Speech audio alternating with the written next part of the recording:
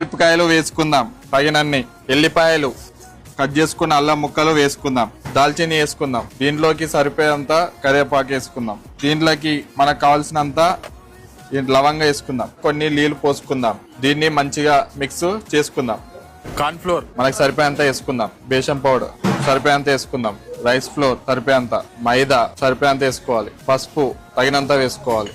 దాని తర్వాత మనం కొంచెం పెరుగు వేసుకుందాం, ఉప్పు తగినంత వేసుకుందాం. దాని తర్వాత మనం ఇంతసేపు మిక్సీ పట్టుకున్న పేస్ట్ ని వేసుకుందాం. దీన్ని మంచిగా ఇప్పుడు మనం వేసుకున్న దాన్ని మంచిగా కలుపుకుందాం.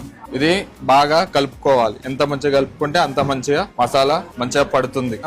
ముందుగా కట్ చేసుకున్న చికెన్ ని దీంట్లో వేసుకుందాం.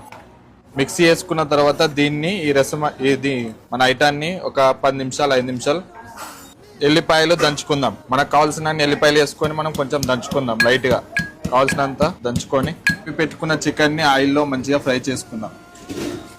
మనం చేసుకున్నది అయింది.